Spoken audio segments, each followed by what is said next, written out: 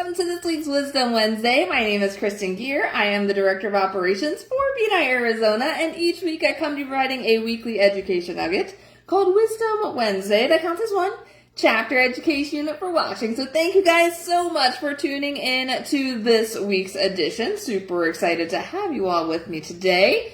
So as a reminder, guys, we only have 2 weeks left of Member Extravaganza. We are finishing it out, guys. So I will be sending out an update, an updated status of how many new members each chapter has, as well as a list of all of the different sponsors so far. So that way, when you see that email come through, you can check to make sure that your name is listed and connected to the new members that you personally sponsored in chapter. Because occasionally, when applications come in, if a name isn't spelled correctly on who invited them to BNI, or if it's just left blank, then it doesn't have a name connected. So I am sure there are probably a few that don't have a name connected. So when I send out the email update on Friday with the Member Extravaganza update, please check the details.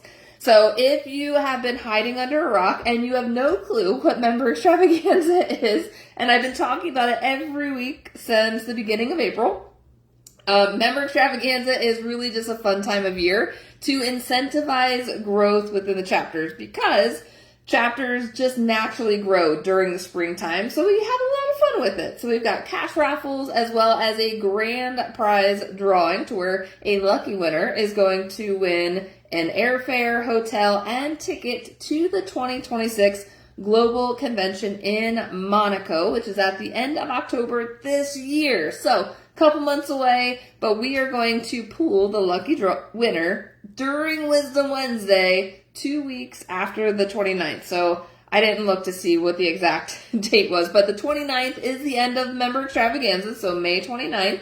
So that is the last day to where anyone can submit an application to qualify for Member Extravaganza. Now, the membership committees will have 2 weeks past the 29th to then vet any last applications.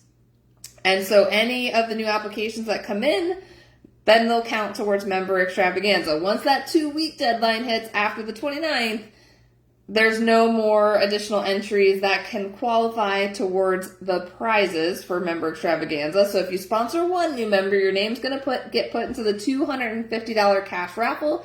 If you sponsor 2, it's the $500 cash raffle. If you sponsor 3, it's the $1,000 cash raffle. And then all of the names who sponsored new members during that time will get put into that grand prize drawing to go to Monaco. So we're excited to have a lucky winner join the BNI Arizona executive team in Monaco. So can't wait to see who the winner is going to be. So because we are in the middle of May, guess what is coming up right around the corner, guys? Leadership and support team transition time. I know, crazy, right? Like, I can't believe it happens this fast.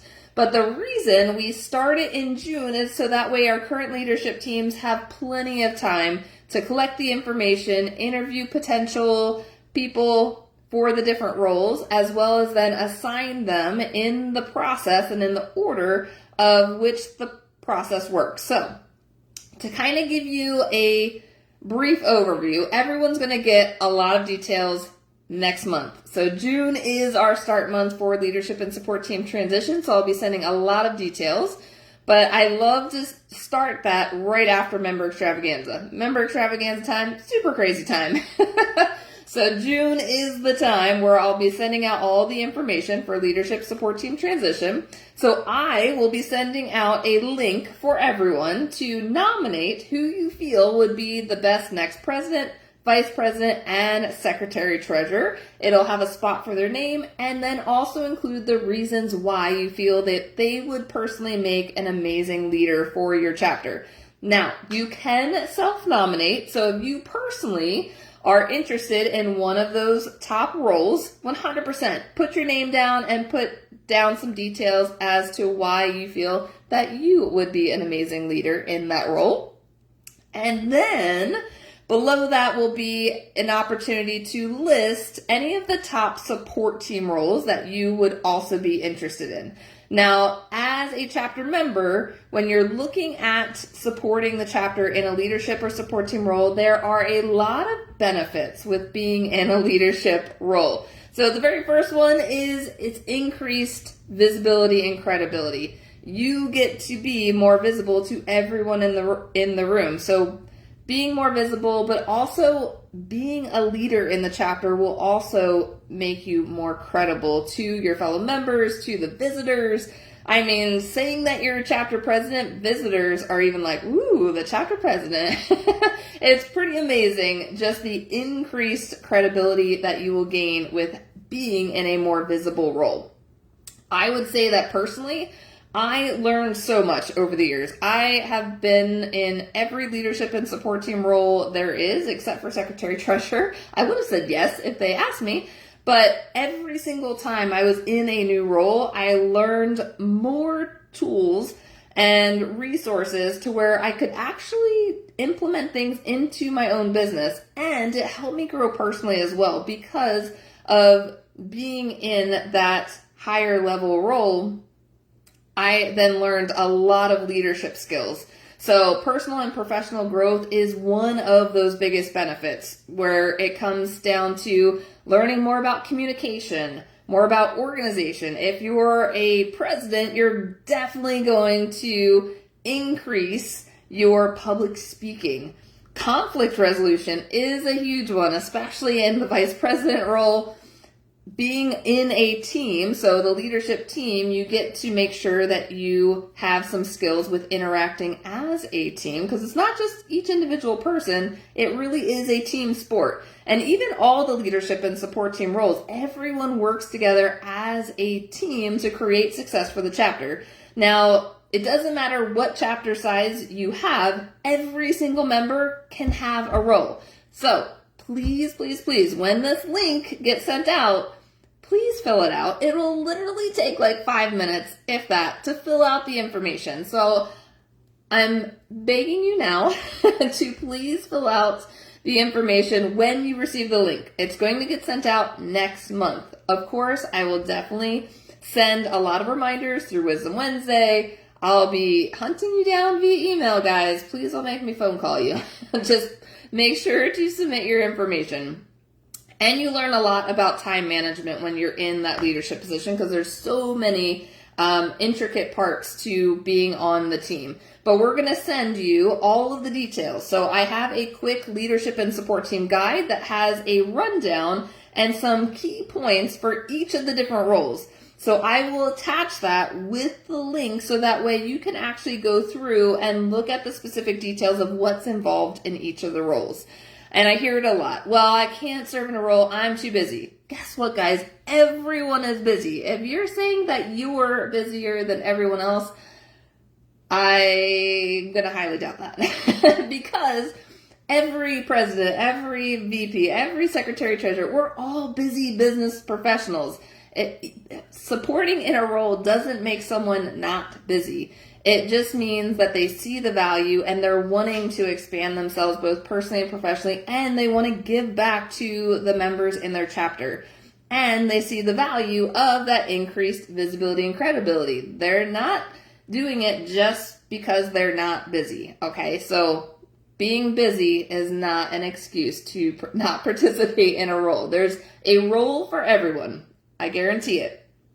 And being in a leadership and support team role will definitely build stronger relationships, which equals stronger referrals. So that leadership creates deeper relationships with your fellow members because you're working together with a shared goal. And that shared goal is to create more success for your chapter. So we want to make sure that everyone's coming together, collaborating. It definitely builds more trust and 100% builds more opportunities because people are seeing you at in a higher light. So I'm highly encourage everybody when that link comes out, make sure to check out the details first because then you can look to see what specific areas each of the roles support.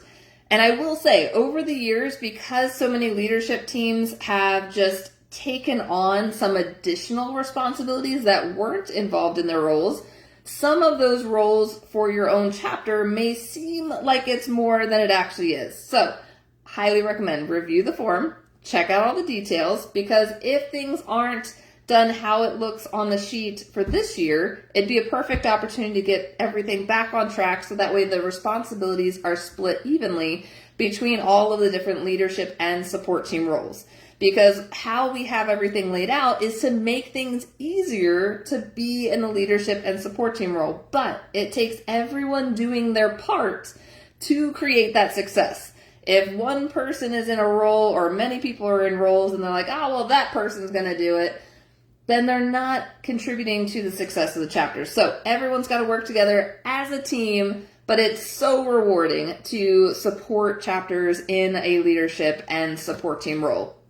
So how the whole selection process works. So once we receive those forms, so you're submitting the survey, you're submitting all the information, and then what happens from there? So once we receive all the data, then I send it to the current leadership team. The current leadership team is going to review all the information, and then the first step is to interview those for the next president role. Not the entire leadership team, just the president in the very beginning. So they're going to interview the candidates for the president role, and then once the current leadership team has selected the new president, that new president is then going to join forces with the current leadership team to then interview and select the vice president.